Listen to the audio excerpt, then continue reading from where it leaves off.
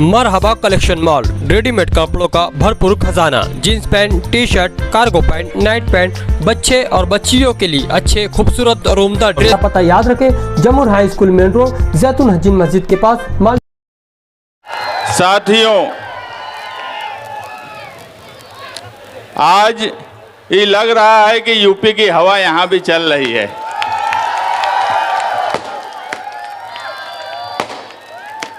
मालेगांव शहर में तब्दीली की लहर है।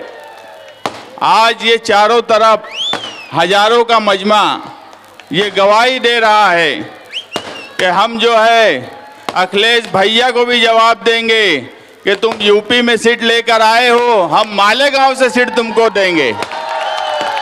और ये मजमा ये वादा करे कि अगर अखिलेश भैया आए थे बारिश में भीगते हुए तुम्हारे यहीं बाजू में कल्लू स्टेडियम में, तो क्या तुम उनके सीट नहीं देंगे? का सीट नहीं देंगे? का एक आवाज में बोलो कि अखिलेश भैया को इस बार समाजवादी की सीट मालेगांव से दी जाएंगी कि नहीं? दी जाएंगी कि नहीं? ये आवाज अबू आसिम आजमी से अखिलेश भैया तक जाएंगी और मुझे यकीन है कि ये यूपी वालों की बस्ती है और इस बस्ती में यूपी के जो लोग हैं वो बहुत मेहनती होते हैं। हम भी यूपी के ही हैं, लेकिन जो मेहनत वो करते हैं इस शहर ने उन्हें बसाया। और निहाल साहब के वक्त से, सोशलिस्टों के वक्त से हम उनके मुहाफिज रहे। आज भी नए यूपी वाले मजदूर हैं जो बिस्सी में रहते हैं, हो सकता है उनकी वोट नहीं आती होंगी। ये सिर्फ वोट का सवाल नहीं है। अगर बिस्सी में रहने वाले यूपी से मजदूर यहाँ हैं और उनकी वोट आज नहीं भी आ रही है तो हम उनका ख्याल नहीं रखेंगे, ऐसा नहीं है। हमने इससे पहले भी बोला कि बांधकाम मजदूर बोर्ड अगर बना तो पावर लूम के लिए भी हम एक बोर्ड बनाएंगे जो पावर लूम मजदूरों के लिए होगा। और जो यूपी के लोग यहाँ मजदूरी करने के लिए आ रहे हैं और वो चाहते हैं कि यहाँ उनका बसेरा हो जाए, वो यहाँ रहना चाहें, तो हम उनका बसेरा करके देंगे। हम उस बोर्ड में ऐसी स्कीम लाएंगे कि अगर वो यहाँ रहना चाहते हैं तो उनको किसी भी तरीके से किसी भी स्कीम में बैठाकर घर दिया जाए। क्योंकि इस शहर में बदउनवानी के ऐसे ऐसे रिकॉर्ड इन 25 सालों में बने, उसी की एक मिसाल 11,000 कॉलोनी है। मैं हमेशा बोलता हूँ कि एक खानदान जाहिल, एक आलिम तो हैं जिन्हें मराठी नहीं आती, जिन्हें एडमिनिस्ट्रेशन नहीं समझता, उन्हें कोई प्लानिंग ही नहीं समझती। अगर वो 11,000 कॉलोनी बनने के बाद भी मुझे बताओ मालेगांव शहर वालों, किसी को कोई फायदा हुआ? ऐसा किसी को एहसास हुआ? जो बेचारे वहाँ चले गए वो आज भी तकलीफ उठा रहे हैं। ये किस तरह की खिदमत हो रही है? ये सिर्फ ठेकेदारी और भ्रष्टाचारी के लिए आज के मालेगांव के दोनों मिली जोड़ लीडर सिर्फ ठेकेदारी और बदउनवानी करना उनका मकसद है। इसके अलावा उनका कोई मकसद नहीं है। मजहबी नाम से जो अपना झंडा बना लिए, मजहबी नाम से जो लोग अपना इलेक्शन लड़ रहे हैं, इस मुल्क में हमेशा संविधान चला है, दस्तूर चला है, हम सब कुछ हो सकता है। हम कभी मजहब का सहारा सियासत में नहीं लेंगे। बहुत हरे हरे झंडे लगाए गए, आज भी लगाए जा रहे हैं। आप देखेंगे महाराष्ट्र में इलेक्शन चल रहा है, अगर हैदराबाद से कोई आया तो यूपी से भी एक आ गया, योगी, और जुबान एक जैसी। ये सोचने का मुकाम है कि ये किस तरह के लोग हैं। ये मुल्क, ये शहर अगर चलेगा तो सिर्फ दस्तूर से चलेगा, इसके अलावा किसी चीज़ से नहीं चल सकता। दस्तूर ही हमें हर चीज़ का हक दिलाता है। और मैं आपको यकीन दिलाता हूँ कि महाविकास आघाड़ी की उम्मीदवार, इंडिया अलायंस की उम्मीदवार समाजवादी पार्टी के साइकिल निशान पर लड़ रही शान हिंद इसी दस्तूर से असेंबली हॉल में आप लोगों को हक दिलाएंगी। वो हक आपके मजहब का भी होगा। अगर हुजूर की शान में कोई गुस्ताखी करेगा तो उसका भी जवाब ये देंगी। अगर कोई नारायण राणे या कोई और आकर ये बोलता है कि 23 तारीख के बाद लाउड स्पीकर उतार लिया जाएगा, तो मुझे बताओ अजीत पवार की हिमायती आसिफ शेख उसका जवाब दे सकते हैं क्या? आसिफ शेख उसका जवाब दे सकते हैं क्या? दादा भूसे और शिंदे की चम्मचगिरी करने वाले मौजूदा एमएलए इसका जवाब दे सकते हैं क्या? अगर हुजूर की शान में गुस्ताखी होती है, लाउड स्पीकर उतारने की बात होती है, तो ये बुक लेकर मुझे यकीन है, इतने हजारों के मजमे के सामने बोल रहा हूं, मुझे यकीन है कि शान हिंद ये बुक लेकर उनको मुंह तोड़ जवाब देंगी, मुंह तोड़ जवाब देंगी। वो किसी की दलाली नहीं कर रही है। और मानो इंडिया अलायंस की सरकार महाराष्ट्र में बनने वाली है, महाविकास आघाड़ी की सरकार महाराष्ट्र में बनने वाली है, महाविकास आघाड़ी की उम्मीदवार है शान हिंद। अगर हॉल में कोई बात हुई, इख्तियार रहा, तो ये कानून पास करना भी जानती है, ये एडमिनिस्ट्रेशन को किस तरह से चलाना चाहिए ये भी जानती है। ये पॉलिटिक्स से पड़ी हुई है, इसके खून में सियासत है, इसे समझता है। ये ना अनपढ़ है, ना जाहिल है, ना ही इतनी कमज़ोर लीडर है कि किसी को जवाब ना दे सके। मैं फिर बोलता हूँ, जाफरनगर के जलसे के बाद मौजूदा एमएलए गए थे 4 घंटा धरना देने कि 24 घंटे में अगर गिरफ्तार नहीं किए तो मैं गांधी पुतले पर धरना दूंगा, मैं शिवाजी मुजस्समे पर धरना दूंगा। इस तरह की बात बोलने वाले आज 200 घंटे से ऊपर हो गया, एफआईआर में नाम नहीं लिखा पाए हैं। इतना कमजोर उम्मीदवार, इतना कमजोर एमएलए मालेगांव शहर की तारीख में नहीं मिला है कि जो 4 घंटा धरना देने के बाद जो आरोपी का नाम ना लिखा सके। इतना कमजोर एमएलए इस शहर को चाहिए क्या? इस शहर को एक मजबूत एमएलए चाहिए जो दस्तूर से अपने लोगों की हिफाजत कर सके। ऐसा एमएलए चाहिए जो शहर में तामीर और तरक्की कर सके। आपके ही हिस्से में देख लो तामीरी काम का तरीक़ाकार। एक रोड आधी वहाँ छोड़ दी गई, एक रोड आधी यहाँ छोड़ दी गई, एक रोड 4 महीने से खोद के रखी गई। ये काम का तरीका नहीं, ये ठेकेदारी करने का तरीका है, काम का तरीका ये नहीं है। तुम उधर से आएंगे, इस तरफ से आओ, ये सिर्फ ठेकेदारी किए। अरे भैया, तुम एक ही रोड मुकम्मल बना देते, एक पेच वहाँ बना दिए, एक पीछे बना दिए, एक बाजू में बना दिए और मौज माप पूरी रोड का करवा लेते हैं। ये बदउनवान लोग हैं। इस शहर से इस मर्तबा फिरका परस्तों से भी आज़ादी चाहिए, बदउनवानों से भी आज़ादी चाहिए, गुंडागर्दी से भी आज़ादी चाहिए, नशे वालों से भी आज़ादी चाहिए। हमें इस मर्तबा आज़ादी चाहिए, हर तरह की आज़ादी चाहिए, दस्तूर के साथ आज़ादी चाहिए, मजहब का गलत इस्तेमाल करने वालों से आज़ादी चाहिए।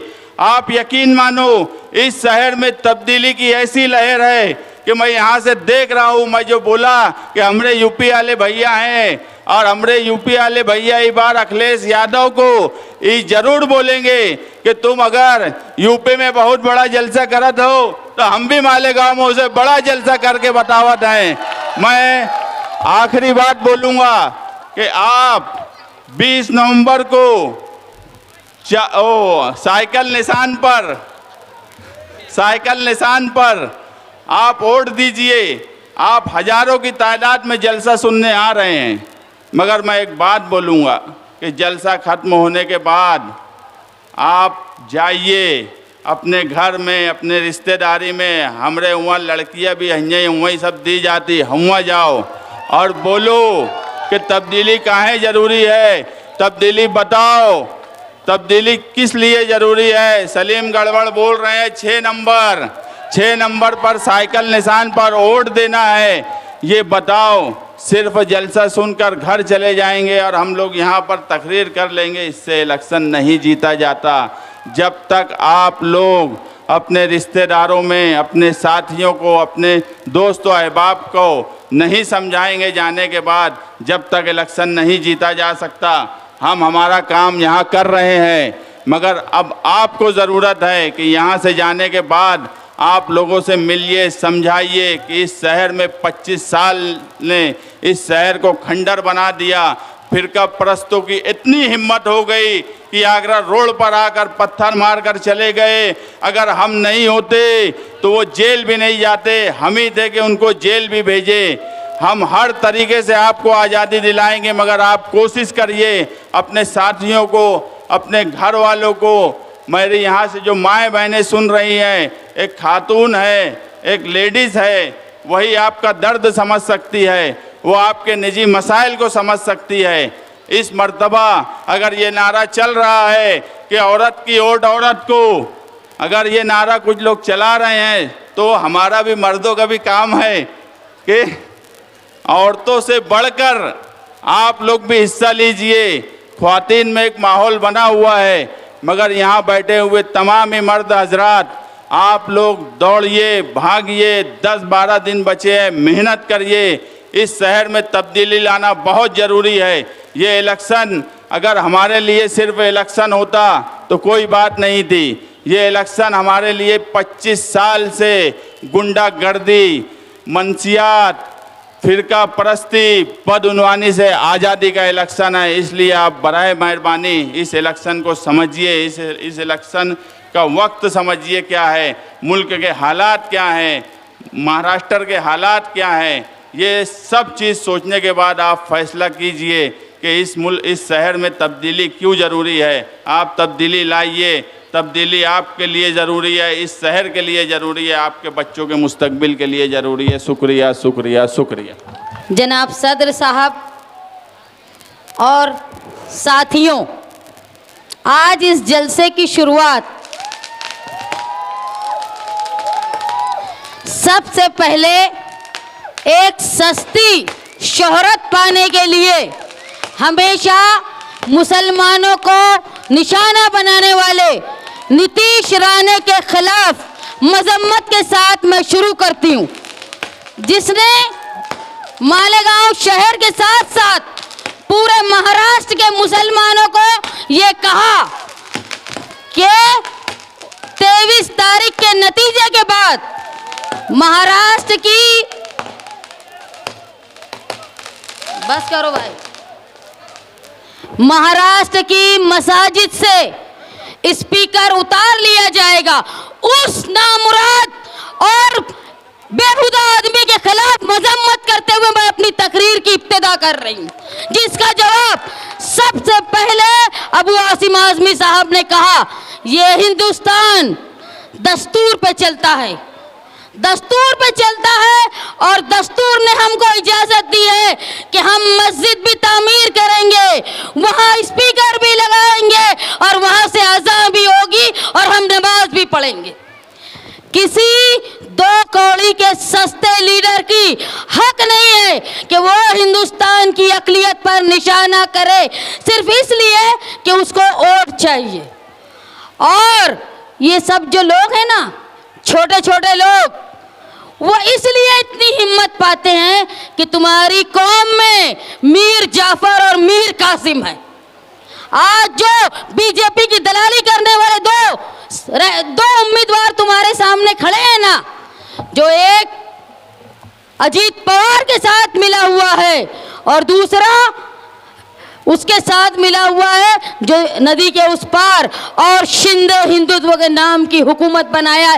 इन दो और ऐसे लोगों की वजह से ऐसे दो कौड़ी के लोग निशाना करते हैं अक़लियत को और इतनी हिम्मत करते हैं कि वो ये बोल पाए कि मस्जिदों से वो स्पीकर उतार लेंगे। लेकिन उनको बता देना चाहते हैं कि हमारा दस्तूर, ये हमारा दस्तूर का प्रियम्बल हमको इस बात की इजाजत देता है कि हमारी मस्जिदें भी कायम होंगी, हमारी मस्जिदों पे स्पीकर भी लगेंगे, वहाँ अज़ान भी होंगी और कोई ताकत इस जमहूरियत को रोक नहीं सकती। और ये ताकत को बताया किसने हिंदुस्तान में मालूम है? उत्तर प्रदेश ने बताया, वो अयोध्या ने बताया, जहां पे राम मंदिर बनाकर बीजेपी पूरे हिंदुस्तान में नहीं पूरी दुनिया में ढिंडोरा पीट रही थी कि अब हिंदुत्व राज आएगा, वहां वो नेताजी मुलायम सिंह के लड़के अखिलेश यादव ने अपनी ताकत बताई और अयोध्या उनको हरा दिया।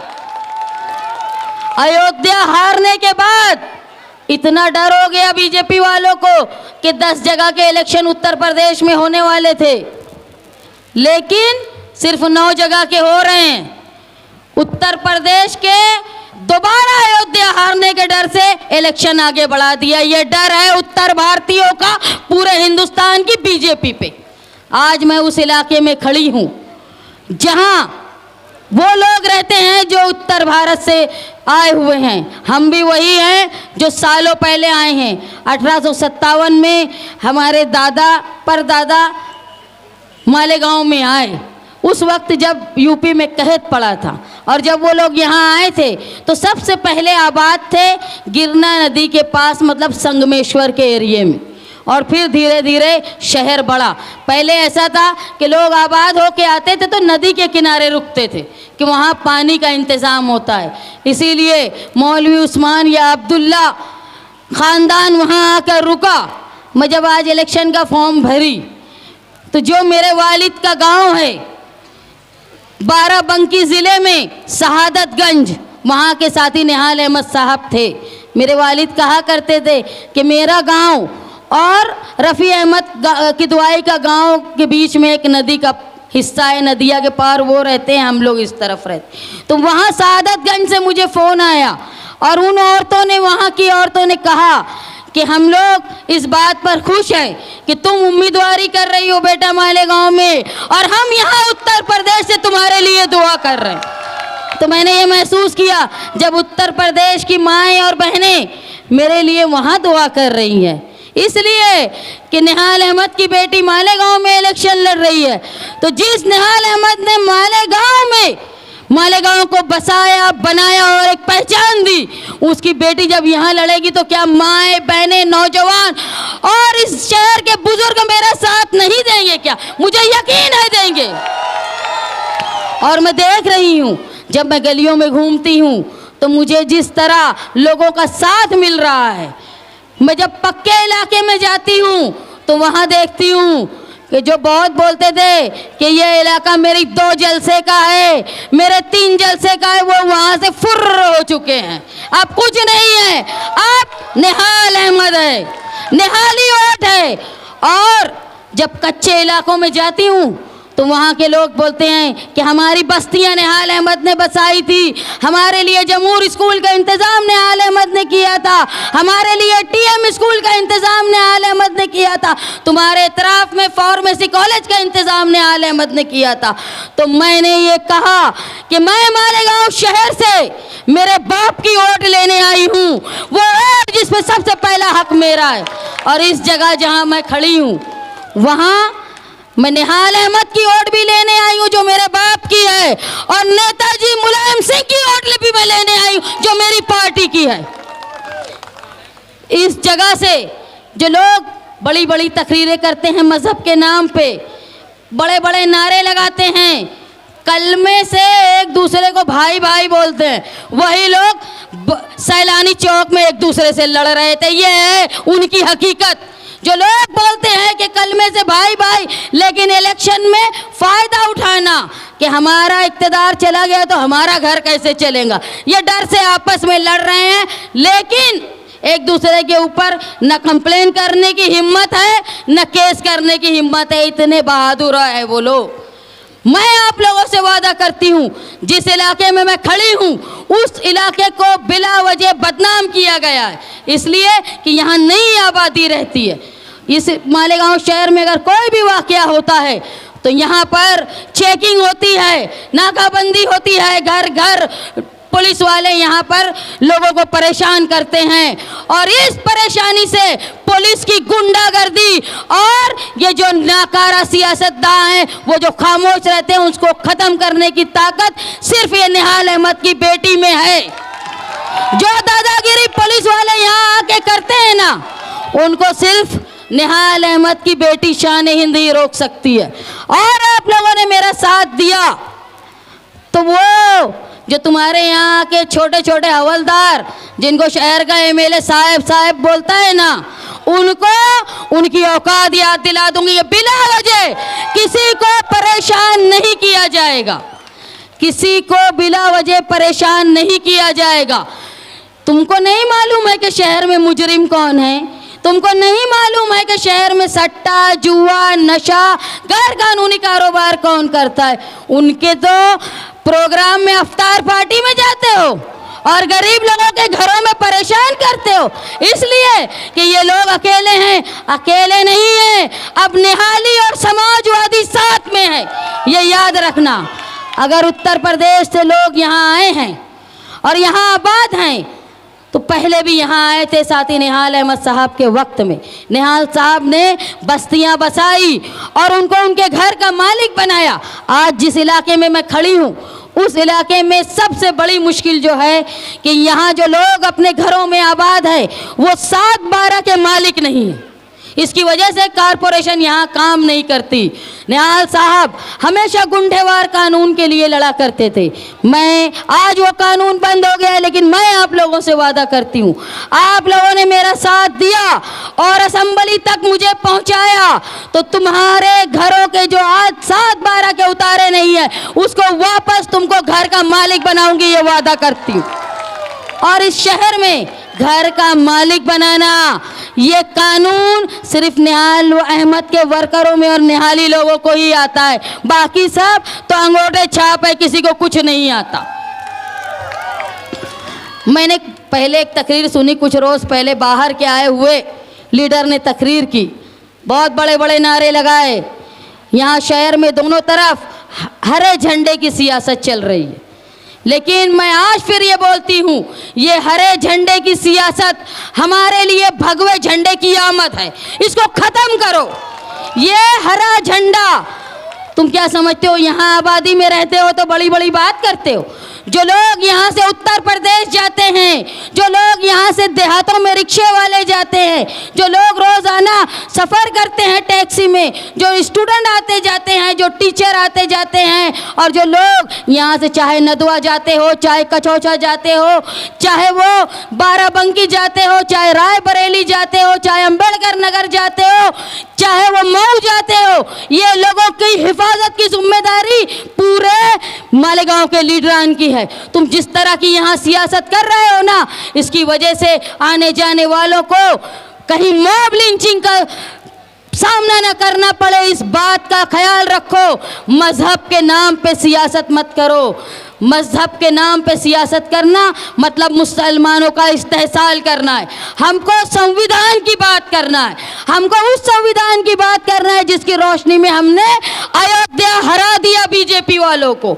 आज इस बात को समझ लो कि हमको दस्तूर के साथ रहना है। दस्तूर ने हमको इजाज़त दी है हर तरह की मजहबी आज़ादी की, हमको आज़ादी है। हम ये नहीं बोलेंगे कि बकरीद के पहले दिन कुर्बानी मत करना, हमको हक दिया है, हम कुर्बानी करेंगे। हमको दस्तूर ने हक दिया है, हम पहले दिन अफजल है, हम कुर्बानी करेंगे। हम पुलिस की दलाली नहीं करते कि मजहबी फ़र्ज करने के लिए मना कर दे। हमको हक मिला है और हक को जानने के लिए तालीम का होना ज़रूरी है। ये इलाका जो है वो इंतहाई पसमानदा है। मैं हमेशा कहती हूँ किसी भी कौम की अगर तरक्की चाहिए तो उसके लिए सेहत, तालीम और उसकी माली तौर पे मुस्तहकम होना ज़रूरी है। अगर तुमको कारोबार मिलेगा तो तुम माली तौर पे मुस्तहकम होगे। कारोबार मिलने के लिए आज जो हमारी पावर लूम की सनत परेशान है, अखिलेश भैया आए थे यहाँ बोल कर गए थे कि बुनकरों के लिए हमने उत्तर प्रदेश में फिक्स बिजली का बिल का कानून बनाया था। और ये देख लो जो हालात है ना हिंदुस्तान के, नीतीश कुमार जो हमेशा पलटते रहते हैं, बहुत जल्दी पलटेंगे और फिर अखिलेश यादव लीडर बनेंगे, मिनिस्टर बनेंगे। और मैं आप लोगों से इस बात का वादा करती हूँ कि मालेगांव शहर में पावर लूम की अच्छी पॉलिसी के लिए एक कानून उनके पास से हम जाएंगे मांगने के लिए। न सिर्फ ये, बल्कि जो लोग पावर लूम के अलावा किसी प्रोजेक्ट, किसी MIDC में कोई ऐसा प्रोजेक्ट चाहते हैं जहां मजदूरी करके काम कर पाए, हम वो कानून, वो प्रोजेक्ट मालेगांव शहर में लाएंगे ताकि जो बम्बई, पूना यहाँ के नौजवान और लोग मजदूर इचलकरंजी जाते हैं और अपने घर वालों की मैयत में नहीं आ पाते और उनके लिए मैयत सारी सारी रात रुकी रहती है, वो नौबत हमारे ऊपर ना आए, ये मैं कोशिश करूंगी। जो लोग तालीम के लिए, महंगी फीस के लिए अपने बच्चों को एडमिशन नहीं करा पाते, उस प्राइमरी तालीम के लिए बेहतर इंतज़ाम करूंगी। वो तो मेरा टारगेट है, क्योंकि ये प्राइमरी स्कूल की जो जगह है ये वो खानदान के नशे का अड्डा है। प्राइमरी स्कूल अगर बन जाए सही तरीके से, उसकी हिफाजत हो, तो एक बड़ा कारोबार नशे, सट्टे और जुए का उनका बंद हो जाएगा और वो मैं बंद करवाऊंगी ताकि हमारी कौम की, हमारी नस्लों की हिफाजत हो पाए। मैं आज इस इलाके में घूम रही थी, आजमपुरा में और हसनपुरा में, वहाँ पे मैं समझ रही थी सड़क इतनी खराब। और अभी आमीन भाई तकरीर कर रहे थे, रिजवान भाई, उन्होंने बोला कि बारिश में गटर का पानी सड़कों पे आ जाता है। मैं आपको बता दूं, बारिश तो दूर की बात, जुमे के दिन जब घर के सब लोग नहाते हैं तो गटर का पानी रोड पर आता है, ये मुश्किल है। और अगर जो लोग यहाँ के मेंबर रहे हैं, जो यहाँ के MLA रहे हैं, जो मेयर रहे हैं, वो तुम्हारे घरों पर आए ना वोट मांगने के लिए, तो उनको बता दो कि तुमने ऐसा काम किया है कि बारिश तो दूर की बात है, जुमे के दिन गटर का पानी बहता है और ये गिलासत लगाकर हम हमारी मस्जिदों में जाते हैं और हम हमारे घरों में जाते हैं, हमारा निस्फ ईमान तो तुमने यही खराब कर दिया। मालेगांव शहर में औरतों के रोजगार के लिए मैं मुसलसल देख रही हूँ, एक अकेले आदमी से घर का रोजगार, घर चलाना मुश्किल होता है। ख़वातीन कहीं गोंद चुनती हैं, कहीं इमली फोड़ती हैं, कहीं नक टाकती हैं, कहीं पोत पुराती है, कहीं टोपियाँ बनाती हैं। अगर इनको इनकी मेहनत के हिसाब से उनको पैसे नहीं मिलते। हुकूमत की ऐसी पॉलिसी है skill India, make in India, जिससे घर बैठे औरतें रोजगार हासिल करेंगी, वो पॉलिसी लाने की मैं आप लोगों से वादा करती हूँ कि घर बैठे औरतें जितनी मेहनत उतनी उनको तनख्वाह, वैसा काम लाने की कोशिश करूँगी ताकि इज्जत से अपनी औलाद को पाल सके। मालेगांव शहर में जो तहफ़्फ़ुज़ का मसला है, नशे का इतना बड़ा जाल फैल गया है कि लोग, औरतें अपने घर से बाहर निकलने को डरती है। धीरे धीरे जब ये जाल बढ़ेगा तो समझ लो तुम्हारी बहन बेटियों की इज्जत महफूज नहीं रहेगी। जो मर्द पगार लेके अपने घर जुमेरात को आते हैं, उनको कहीं ब्लेड ना मार दिया जाए, उनसे पैसे न छीन लिए जाए। जो कारखानेदार पगार लेकर कारखानों में पहुंचते हैं, जो मजदूर पगार लेकर घरों तक पहुंचते हैं, जो लोग बैंक तक जाते हैं, उनके लिए मुश्किलात का सामना होगा। इसलिए इस नशे की लानत लाने वाले और इनको रोक नहीं पाया जो MLA ने, उस दोनों का और ये नशे की लानत का खात्मा करने के लिए आप मेरा साथ दो, ताकि बहन बेटी और नौजवानों की इज्जत और जान इस शहर में महफूज रहे। मालेगांव शहर में, इस इलाके में मैंने ये मालूम किया कि नाकारा MLA, वो नाकारा MLA जिसको नदी के इस पार बैंकें और ऑफिसेस लाना था, वो लाना तो दूर की बात, जो बैंकें थी वो भी उधर चली गई। लंबी लंबी लाइन ख़वातीन ने KYC के नाम पे रात रात भर वहाँ गुजारी। और ये इलाका जो है, ये अपना पैसा जो कमाता है वो अपने देश, अपने गांव उत्तर प्रदेश में भेजता है, लेकिन करीब में कोई बैंक का यहाँ ब्रांच नहीं है, तो उनको प्राइवेट लोगों को भेजना पड़ता है, जो 10,000 रुपये पे भी उनसे फीस लगती है। ये नौबत ना है, इसलिए आपके इलाके में बैंक की ब्रांच, ताकि आप अपने घर वालों को, देश वालों को, गांव वालों को आराम से पैसा भेज पाओ, ये सहूलत मैं करके दूंगी, ये वादा करती हूँ आपसे।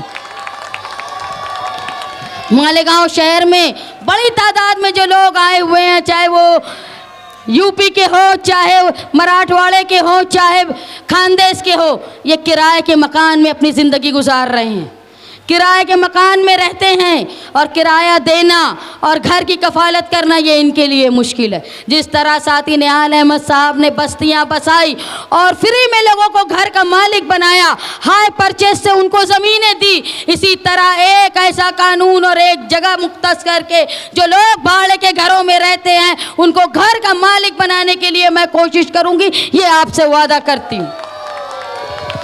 मालेगांव शहर का अमन, चाहे वो लकड़ी वाले हो, चाहे लोहे वाले हो, चाहे वो साबुन वाले हो, चाहे कारखाने का मजदूर हो या कारखानेदार हो, गठनी जोड़ने वाला हो, बीम जोड़ने वाला हो, इन सब की हिफाजत और बेहतर रोजगार और इनकी सेहत की जिम्मेदारी मेरी होगी। मैं आपसे वादा करती हूँ, आप और मेरा वादा और वो 15 साल इक़्तिदार किए हुए झूठे खानदान का वादा और एक जो कसम खा के सियासत में आए थे उनके वादे में फ़र्क है। मैं निहाल अहमद की बेटी हूँ, निहाल अहमद का खून हूँ, निहाल अहमद का आपने सियासत देखी है, निहाल अहमद का रुतबा आपने देखा है, निहाल अहमद का वज़न आपने देखा है। जब निहाल अहमद की लड़की खड़ी होकर बोल रही है ना कि मुझे एक मौका दो, तो मेरे ऊपर ये 5 साल का वजन नहीं है मेरे कांधों पे, वो 30 साल का वजन है जो मेरे बाप ने रोशन गुजारा है। मेरे ऊपर ये जिम्मेदारी है कि मेरे 5 साल के साथ साथ वो 30 साल को भी मैं रोशन करूं।